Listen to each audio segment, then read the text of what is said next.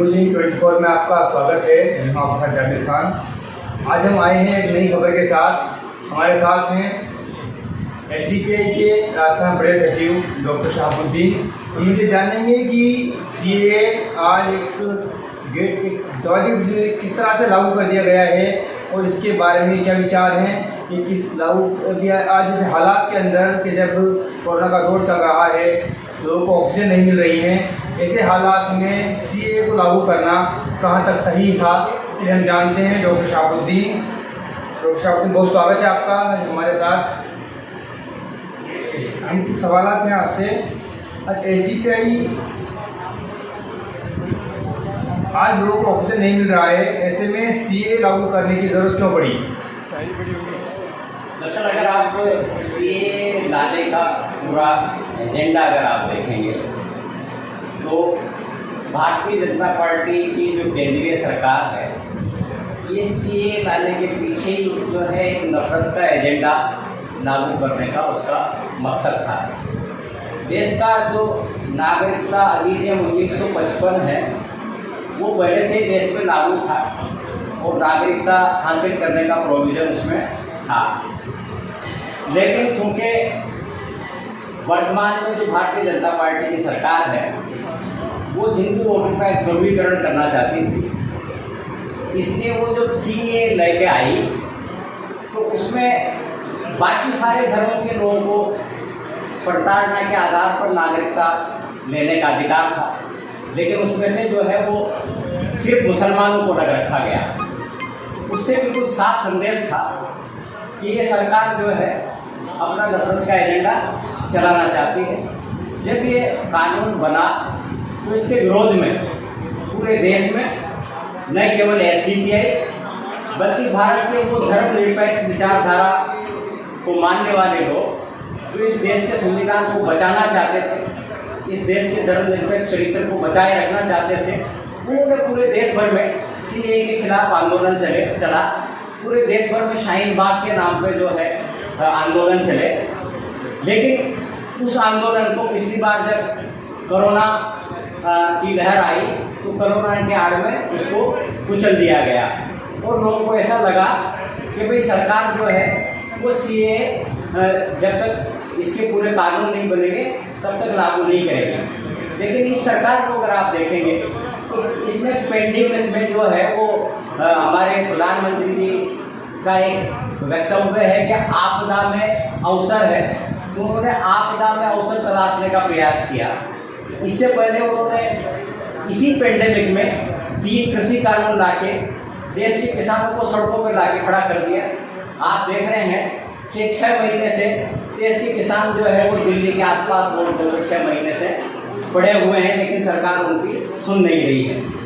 अब सरकार का जब ये अभी पेंडेमिक का दूसरा दौर शुरू हुआ तो पूरे देश ने देखा कि केंद्रीय सरकार पूरी तरीके से विफल हो गई। यूपी की जो सरकार है जिसे हिंदुत्व की प्रयोगशाला कहा जाता है, वहाँ पूरे देश के लोगों ने देखा कि किस तरीके से गंगा के किनारे लाशों का ढेर लग गया। लाशों को जो है वो शमशानों में जलाने के लिए जगह नहीं मिली, लाशों को दफना दिया गया, लाशों प्रियजनों की लाशों को कुत्ते नोच रहे थे। तो सरकार अपनी नाकामी को छुपाने के लिए कोई ना कोई ऐसा एजेंडा लाना चाहती थी जिससे लोगों का अटेंशन डाइवर्ट हो और सरकार फिर से हिंदू मुस्लिम एजेंडे पे लागू करने में कामयाब हो जाए। क्योंकि 6-8 महीने बाद उत्तर प्रदेश में चुनाव होने वाले हैं और जैसा उत्तर प्रदेश का रुझान नजर आ रहा है वहाँ लोगों में भयंकर नाराजगी है। गंगा की किनारे लाशें देख देख के जो है वो जनता बहुत नाराज है। तो ये वो अटेंशन को डाइवर्ट करने के लिए वापस जो है वो देश की राजनीति को हिंदू मुस्लिम ध्रुवीकरण करने का प्रयास के तहत ये सीएए पिछले बैकडोर से लाया गया है। जबकि कोई भी कानून जब बनता है उसको लागू करने के लिए फिर अलग से कानून बनते हैं कि भाई उसको कैसे लागू करेंगे, क्या क्या होगा। लेकिन इस सरकार में भी सीएए एक्ट जरूर बन गया है, लेकिन उस एक्ट के कोई प्रोविजंस नहीं बने हैं ये 1955 जो सिटीजनशिप एक्ट है, नागरिकता अधिनियम 1955 है, उसी के तहत बैकडोर से जो है उसको लागू करने का प्रयास कर रही है। उसके पीछे नागरिकता देना कम है, उसके पीछे सरकार पेंडेमिक में जो पूरी तरीके से नाकाम हुई, केंद्रीय सरकार नाकाम हुई, यूपी सरकार नाकाम हुई, तो अपनी नाकामियों पे पर्दा डालने के लिए लोगों का ध्यान हिंदू मुस्लिम की राजनीति की तरफ डाइवर्ट करने के लिए ये भी लाया गया है। अभी हाल ही में एक भाषणी रिपोर्ट के आधार पर राजस्थान के 5 जिलों, छत्तीसगढ़ के 2 जिलों के अंदर आवेदन मांगे गए हैं, लेकिन कांग्रेस सरकार की ओर से कोई इसके लिए कोई स्टेटमेंट जारी नहीं किया गया है। ना ही राजस्थान में कोई स्टेटमेंट जारी हुआ है, छत्तीसगढ़ में जारी हुआ है। इसके बारे में क्या कहना चाहेंगे आप? क्या राजस्थान के समर्थन में है? देखिए, राजस्थान क्या पूरे देश के मुसलमानों को इस चीज को गौर करना चाहिए कि जिसे हम तथाकथित धर्मनिरपेक्ष पार्टियां करते हैं, चाहे वो कांग्रेस हो, समाजवादी पार्टी हो, बहुजन समाज पार्टी हो, आम आदमी पार्टी हो, इन तथाकथित धर्मनिरपेक्ष पार्टियों को मुसलमानों के वोट तो चाहिए, उनको मुसलमानों से कोई वास्ता नहीं होता है। अगर इन तथाकथित धर्मनिरपेक्ष पार्टियों को मुसलमानों के इश्यूज से भी वास्ता होता, तो जैसे पिछले बैकडोर से जो ये सीए लाने का प्रयास केंद्र सरकार कर रही है और जिसपे एसडीपीआई पूरे मुल्क भर में एहतजाज कर रही है, ट्विटर पर कैंपेन चला रही है, ये काम जो है वो कांग्रेस को भी करना चाहिए था, समाजवादी पार्टी को भी करना चाहिए था, बहुजन समाज पार्टी को भी करना चाहिए था, क्योंकि ये वो पार्टियां हैं जिनका वजूद ही मुसलमान वोटों पर कायम है। आज अगर मुसलमान इन पार्टियों को वोट देना अगर बंद कर दें तो ये तो कहीं नजर आएंगी नहीं, लेकिन चूंकि इनके चरित्र में दोगलापन है, इनको लगता है कि अगर हम सीए के पक्ष में खुल के मुसलमानों के पक्ष में खड़े हो जाएंगे तो हिंदू वोट इनको मिलेगा नहीं। मुसलमानों के बारे में इन्होंने एक परसेप्शन बना लिया है कि मुसलमान अगर हमको वोट देगा नहीं तो जाएगा कहां।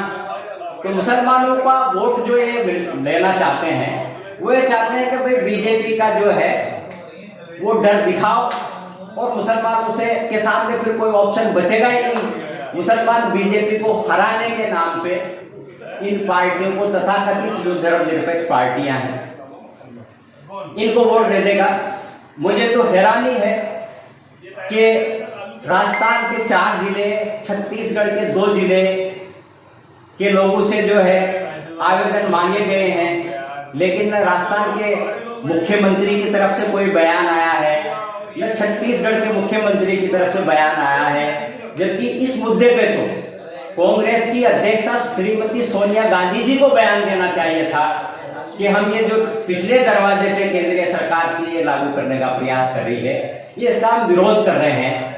लेकिन दरअसल मुसलमान जो है उसको इन तथाकथित धर्मनिरपेक्ष पार्टियों ने एक फुटबॉल बना दिया है और फुटबॉल की तरह इस्तेमाल करते हैं। लेकिन एसडीपीआई न केवल मुसलमानों के मामले में बल्कि देश में किसी भी के साथ में, किसी भी नागरिक के साथ में अगर अन्याय होता है तो उसको इंसाफ दिलाने के लिए एसडीपीआई हमेशा खड़ी रहती है। एसडीपीआई जो है वो पीड़ित को धर्म के आधार पर नहीं मानती है। एसडीपीआई हमेशा मानती है कि जिसके साथ भी शोषण होता है उसको न्याय दिलाने के लिए एसडीपीआई हमेशा सड़कों पर संघर्ष करती है। एसडीपीआई न केवल मुसलमानों की बात करती है बल्कि हर देश के हर उस पीड़ित के साथ खड़ी है जिसके साथ अन्याय होता है। सीए में चूंकि सीधा सीधा मुसलमानों के साथ अन्याय हो रहा है, इसलिए एसडीपीआई पूरी ताकत से सीए का विरोध कर रही है और केंद्रीय सरकार को ये एहसास दिला रही है कि इस अन्याय को स्वीकार नहीं किया जाएगा, जो संविधान के दिए हुए मूल अधिकारों के खिलाफ है। और हमारा संघर्ष तब तक जारी रहेगा जब तक न्याय नहीं मिलता है। और मैं तो उम्मीद करता हूं कि न केवल कांग्रेस को बल्कि उन तथाकथित धर्मनिरपेक्ष पार्टियों को जो मुस्लिम वोटों की ठेकेदार बनी हुई है और मुसलमान भी जिनको वोट देता है, उन पार्टियों को खुल के विरोध करना चाहिए, इस मुद्दे पर अपनी राय रखनी चाहिए ताकि मुसलमानों को पता तो चले कि कौन पार्टी जो है आपके साथ सच में खड़ी है और कौन पार्टी केवल आपका चुनाव में वोट लेने में इस्तेमाल करती है। हमारे साथ थे डॉक्टर शहाबुद्दीन, प्रेस सचिव एसडीपीआई। बहुत शुक्रिया। कि निष्कर्ष ये है कि सीए देश विरोधी कानून है, ये देश की एकता और अखंडता के खिलाफ कानून है। ऐसी नागरिकता जो एक धर्म के आधार पर दी जानी हो, ये नागरिकता देश को कतई बर्दाश्त नहीं है। ट्विटर कैंपेन जो चलाया गया एसडीपीआई की तरफ से, उसमें लगभग जो फर्स्ट पर ट्रेंडिंग भी कर रहा है, 1 लाख से ज्यादा लोग ट्वीट कर चुके हैं। शुक्रिया।